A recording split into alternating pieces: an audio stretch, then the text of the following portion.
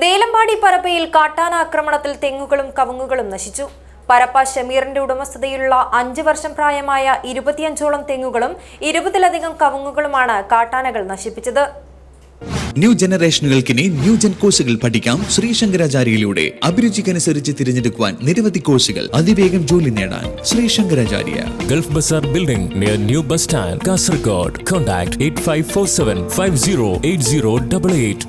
ദേലമ്പാടി പരപ്പ പൊക്ലമൂലയിൽ കാട്ടാന ആക്രമണത്തിൽ പ്രദേശവാസിയായ ഷമീറിന്റെ ഉടമസ്ഥതയിലുള്ള 5 വർഷം പ്രായമായ 25ഓളം തെങ്ങുകളും 20ലധികം കവുങ്ങുകളും നശിച്ചു. എല്ലാ തെങ്ങിന്റെയും പൂക്കുലയും ഇളം തിരിയുമാണ് കാട്ടാന പിഴുതെടുത്ത് ഭക്ഷണമാക്കിയത്. വനം വകുപ്പിനെ അറിയിച്ചുവെങ്കിലും ആരും തിരിഞ്ഞു നോക്കിയില്ലെന്ന പരാതിയുണ്ട്. ദിവസങ്ങളായി കാട്ടാന ഈ പ്രദേശങ്ങളിൽ വിഹരിക്കുകയാണ്. രാത്രി 1 മണി വരെ ഷമീറും സുഹൃത്തുക്കളും കാവൽ നിന്നിരുന്നു. അതിനുശേഷമാണ് ആനകൾ എത്തിയത്.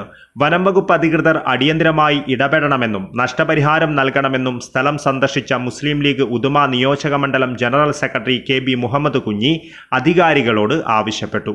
മുസ്ലിം ലീഗ് മണ്ഡലം secretary MK Abdul Rahman Haji, Muliyar panchayat president BM Abubakar Haji, general secretary Mansoor Mallath, Delampady panchayat president CH Ashraf Haji എന്നിവരും സ്ഥലം സന്ദർശിച്ചു.